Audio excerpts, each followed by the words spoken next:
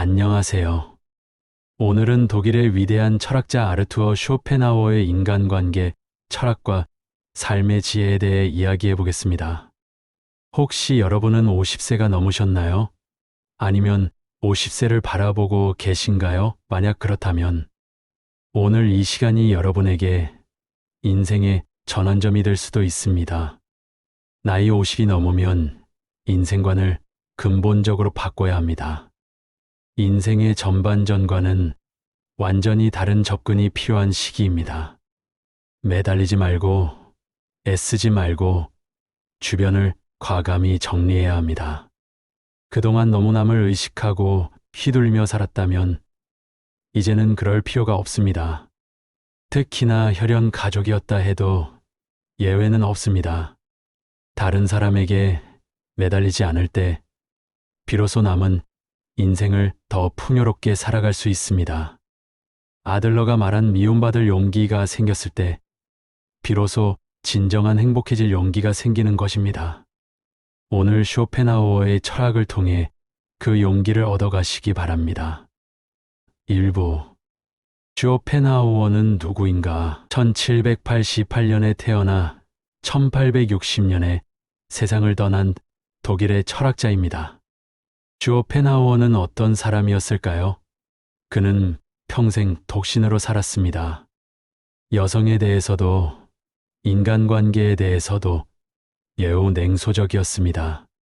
하지만 그의 이런 삶의 경험이 오히려 인간관계의 본질을 꿰뚫어보는 날카로운 통찰력을 만들어냈습니다.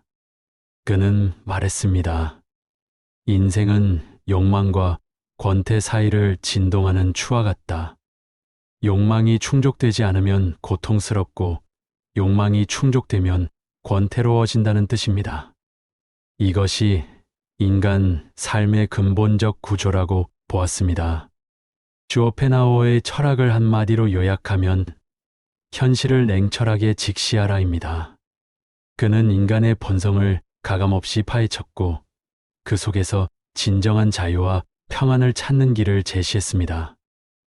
2부 고슴도치, 딜레마와 인간관계의 본질.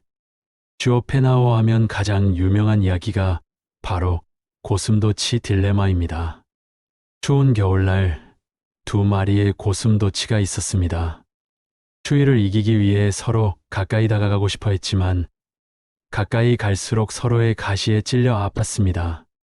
그렇다고 너무 멀리 떨어져 있으면 추위에 얼어 죽을 것 같았습니다. 결국 고슴도치들은 서로 찔리지 않으면서도 어느 정도 온기를 나눌 수 있는 적당한 거리를 찾아야 했습니다. 이것이 바로 인간관계의 영원한 딜레마입니다. 고슴도치들처럼 인간도 온기를 나누고 싶어 하지만 너무 가까이 다가가면 서로의 날카로운 면 때문에 상처를 입게 됩니다. 쇼펜하우어는 이를 통해 인간관계의 근본적 모순을 보여주었습니다. 우리는 혼자서는 살 수 없지만 함께 있으면 상처받습니다. 사랑하고 싶지만 사랑할수록 실망하게 됩니다. 친해지고 싶지만 친해질수록 갈등이 생깁니다. 그렇다면 우리는 어떻게 해야 할까요? 쇼펜하우어는 답합니다. 적당한 거리를 유지하라.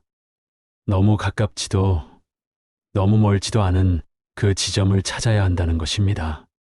인간은 본질적으로 배신하는 존재입니다. 타인에게 지나치게 관대하거나 친절하게 대해봤자 상대방은 선을 넘기게 마련입니다. 안 좋았던 관계를 굳이 회복하려고 노력할 필요가 없습니다. 똑똑한 사람은 용서를 하지만 현명한 사람은 무시를 합니다. 가족에게도 다 맞춰줄 필요가 없습니다. 맞춰주면 당연한 줄 알게 됩니다. 쇼펜하우어는 인간이 태생적으로 고독한 존재이며 모든 고통과 번뇌의 원인이 타인과의 관계에서 온다고 분석했습니다. 이것은 냉소적인 말이 아닙니다. 현실을 정확히 파악해야만 올바른 대처를 할 수 있기 때문입니다. 3부 의지 철학과 인간 본성의 이해. 쇼펜하우어의 철학 체계를 이해하려면 그의 의지 철학을 알아야 합니다. 그는 세계를 표상의 세계와 의지의 세계로 구분했습니다. 표상의 세계는 우리가 감각으로 느끼는 현상의 세계입니다. 보이고 들리고 만져지는 모든 것들입니다. 하지만 이것은 껍데기일 뿐입니다. 진짜 중요한 것은 의지의 세계입니다. 의지란 맹목적이고 비합리적인 생존 욕구를 의미합니다. 살고자 하는 충동, 번식하고자 하는 욕망, 더 많이 가지고자 하는 탐욕. 이 모든 것이 의지입니다. 인간의 모든 행동은 이 의지에 의해 좌우됩니다. 의지는 끝없는 욕망을 만들어냅니다. 욕망이 충족되지 않으면 고통스럽고 충족되면 권태로워집니다. 이것이 인간 삶의 근본적 구조라고 쇼펜하우어는 보았습니다. 예를 들어보겠습니다. 여러분이 배가 고프다고 합시다. 음식을 먹지 못하면 고통스럽습니다. 하지만 배불리 먹고 나면 어떻습니까? 만족감은 잠깐이고 곧 권태로워집니다. 그리고 또 다른 욕망이 생깁니다. 사랑도 마찬가지입니다. 사랑하는 사람을 만나지 못하면 고통스럽습니다. 하지만 만나서 사랑을 확인하면 어떻습니까? 잠깐의 행복 후에 또 다른 불안이 찾아옵니다. 이 사람이 나를 정말 사랑할까? 언제까지 이 관계가 지속될까? 이것이 바로 쇼펜하우어가 말하는 인간의 비극입니다. 우리는 영원히 만족할 수 없는 존재라는 것입니다. 그렇다면 절망해야 할까요? 아닙니다. 이것을 정확히 알아야 올바른 삶의 전략을 세울 수 있습니다. 4부. 인간관계의 잘못된 패턴들. 쇼펜하우어는 우리가 인간관계에서 흔히 범하는 실수들을 날카롭게 지적했습니다. 첫 번째 실수는 이만 바라보며 사는 것입니다. 인간은 항상 위를 보고 살아가는 것이 문제입니다. 언제나 위만 바라보게 되면 사람은 불행해지기 쉽습니다. 이보다는 아래를 봐야 합니다. 더 잘나고, 더 성공하고, 더 행복해 보이는 사람들을 보며 자신을 비교하는 순간 우리는 불행해집니다. 하지만 지나치게 행복해 보이는 사람은 겉으로만 행복해 보이는 경우가 많습니다. 실제로는 불행을 숨기고 사는 사람이 더 많으니 의심해 봐야 합니다. 두 번째 실수는 무조건적인 친절입니다. 타인에게 지나치게 관대하거나 친절하게 대해봤자 상대방은 선을 넘기게 마련입니다. 주변 사람한테 잘해주기만 하면 고마움을 느끼지 못합니다. 원래 친절한 사람이니 이 정도는 괜찮다고 생각하기 마련입니다. 그리고 계속 호의를 요구하면서 호의가 권리가 됩니다. 이것은 가족 관계에서도 마찬가지입니다. 가족에게도 다 맞춰줄 필요가 없습니다. 맞춰주면 당연한 줄 알게 됩니다. 세 번째 실수는 배신에 대한 순진한 믿음입니다. 대부분 사람들은 먼 사람이 배신을 한다고 생각합니다. 하지만 실상은 반대입니다. 가까운 사람이 배신을 하는 경우가 많습니다. 친한 사람들과 어울리다 보면 이 사람은 배신을 하지 않을 거야 라고 생각하게 됩니다. 하지만 배신이란 것은 빨리 배신할 사람과 천천히 배신할 사람만 있을 뿐입니다. 아무리 오래 지내도 100% 신뢰하지 말고 오직 스스로를 지키기 위해 노력해야 합니다. 네 번째 실수는 타인의 시선에 얽매이는 것입니다. 타인의 기준에 지나치게 얽매이거나 상대방에게 잘 보이려고 하는 것입니다. 남의 시선을 많이 신경 쓰는 사람은 그들의 노예와도 다름없습니다. 쇼펜하우어는 말했습니다. 사람은 다른 사람의 시선을 신경 쓰며 타인처럼 살기 위해 인생의 4분의 3을 잃어버린다. 5번째 실수는 이해관계가 달라져도 변하지 않을 것이라는 착각입니다. 이해관계가 달라지면 사람은 배신하고 가면을 쓰는 법입니다.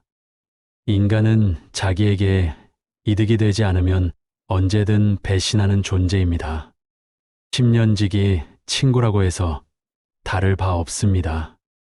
내 상황이 힘들어지면 친했던 사람들도 다 주변을 떠나기 마련입니다. 5부 올바른 인간관계의 원칙들. 그렇다면 어떻게 인간관계를 맺어야 할까요? 쇼펜하우어는 몇 가지 실용적인 원칙을 제시합니다. 첫 번째 원칙, 선택적 친절의 원칙. 무조건적인 친절은 어리석습니다. 고마움을 베풀고 보답할 줄 아는 사람과만 가까이 해야 합니다. 친절함이 친절함으로 돌아오는 사람과만 연을 이어나가야 합니다. 타인을 도와주고 싶다면 도와줬을 때 고마워하는 사람만 도와주세요.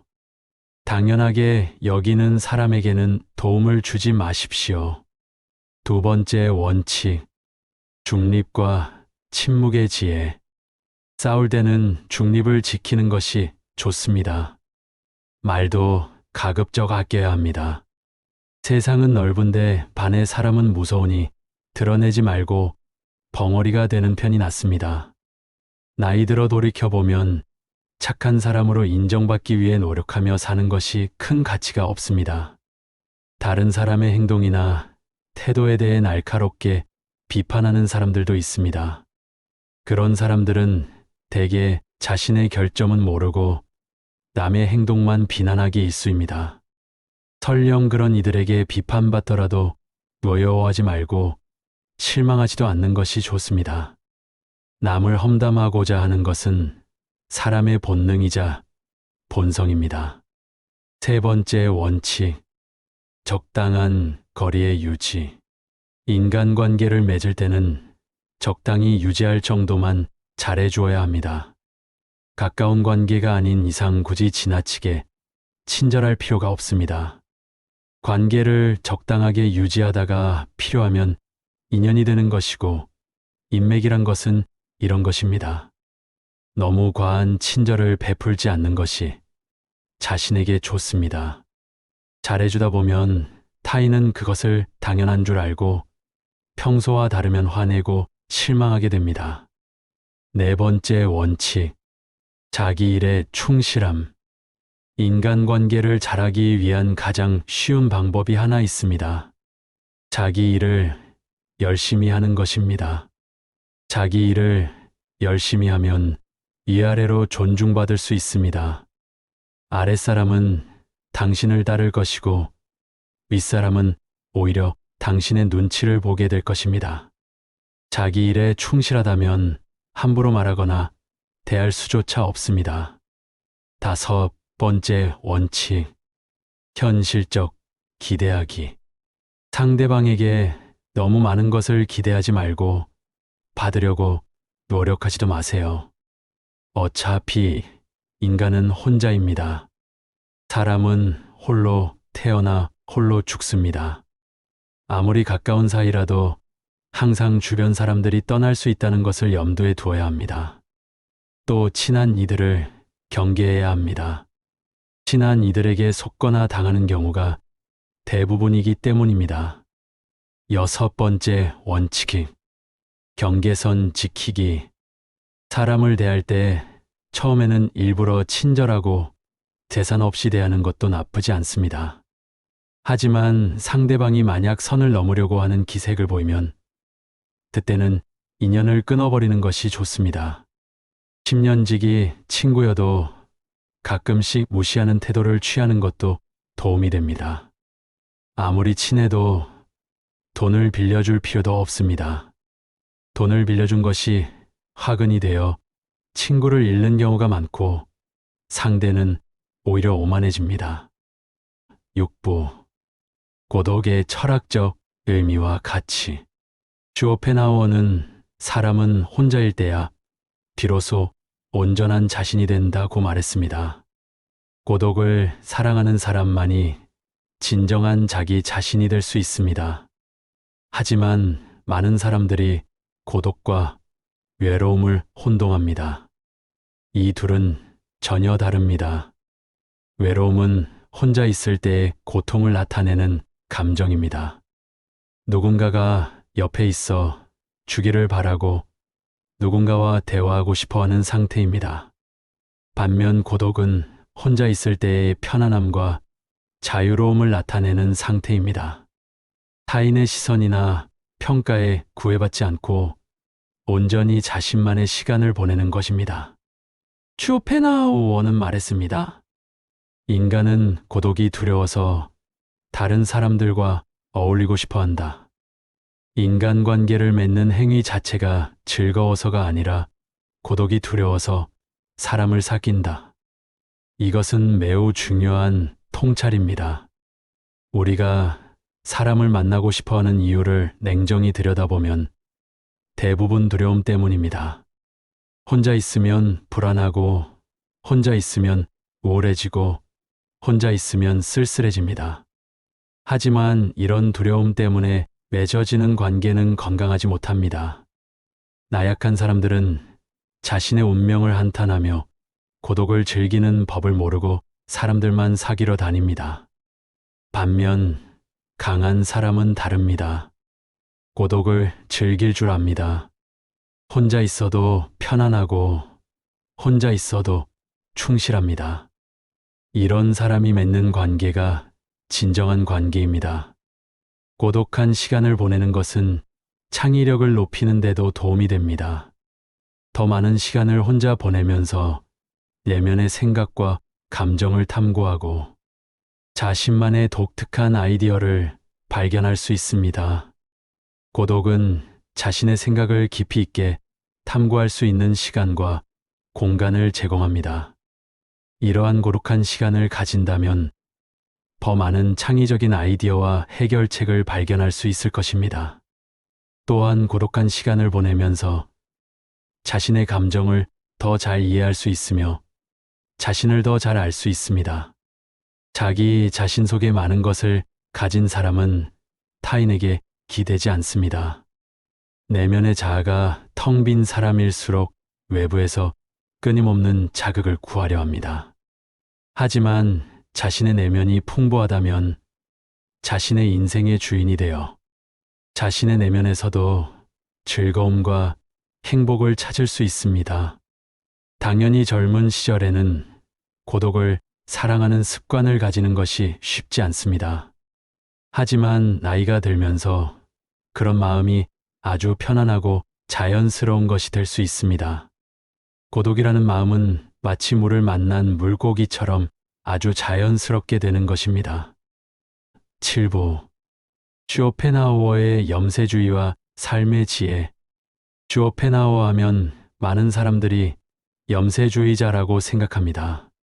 맞습니다. 하지만 그의 염세주의는 단순한 비관주의가 아닙니다. 산다는 것은 괴로운 것이다. 쇼펜하우어의 이 말은 절망적으로 들릴 수 있습니다. 하지만 그는 덧붙입니다. 잘 견디면 행복할 수 있다. 쇼펜하우어의 염세주의는 세상을 냉엄한 직관으로 통찰하여 얻은 것입니다. 즉, 흔히 염세주의에서 느껴지듯 삶을 비관하며 모든 희망을 버린 것이 아니라 현실을 정확히 직시한 결과입니다. 삶은 괴로움의 연속입니다. 항상 기쁠 거라고만 기대하는 것은 착각입니다. 행복이란 것은 짧고 스쳐 지나가는 순간에만 느낄 수 있는 것입니다. 행복과 쾌락만 쫓아가다 보면 평생 행복이라는 것을 즐길 수가 없게 됩니다. 삶에는 고통과 불안함이 존재할 수밖에 없음을 받아들여야 합니다. 인생의 고난은 평생 동반될 수밖에 없는 것입니다. 미래에 대한 불확실성은 인간이 직면하는 가장 어려운 문제 중 하나입니다. 인간이 가장 무서워하고 두려워하는 것이 한치 앞을 볼 수 없는 불확실성이기 때문입니다. 하지만 이것을 받아들이고 나면 오히려 자유로워집니다. 불가능한 것을 추구하느라 에너지를 낭비하지 않게 되고 현실적으로 가능한 것에 집중할 수 있게 됩니다. 언제나 나에게 없는 것만을 생각하고 이를 갈망하는 것은 인간의 본성 중 하나입니다. 그러나 이러한 태도가 인생을 더욱 비참하게 만듭니다. 인생을 즐기기 위해서는 현재의 삶을 즐기는 것이 무엇보다 중요합니다. 인간은 불행한 존재가 아니라 도전하는 존재입니다. 그리고 이러한 도전이 인간의 삶을 더욱 풍요롭게 만듭니다. 따라서 우리는 마지막까지 체념에 시달리는 것이 아니라 끊임없이 발전하고 도전하는 삶을 살아가야 합니다. 8부 50대 이후의 실천적 삶의 지혜.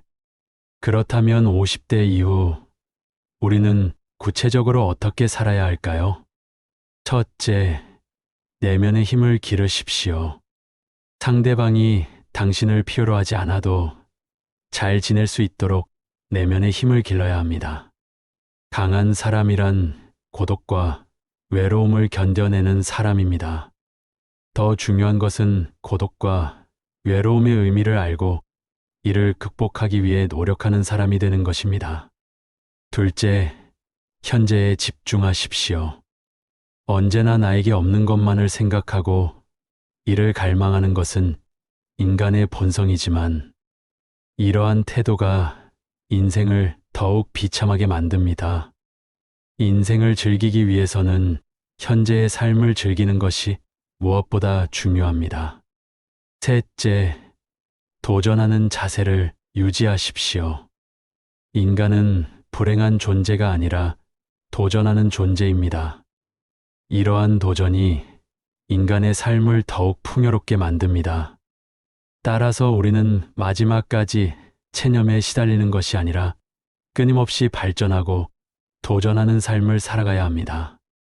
넷째, 선택적 관계를 맺으십시오. 모든 사람과 친하게 지낼 필요가 없습니다. 인간의 본성에는 착한 면과 이기적인 면이 동시에 존재합니다. 그리고 사람들은 상황이 어려워지면 떠나기 마련입니다. 타인에 대한 기대치를 낮추십시오. 인간은 본래 이기적이기에 그런 이기주의는 타인에 대한 존중심과 배려심을 낮춥니다. 다섯째, 절교한 관계는 복구하지 마십시오. 절교한 친구와는 화해하지 않는 것이 좋다는 로마의 격언이 있습니다.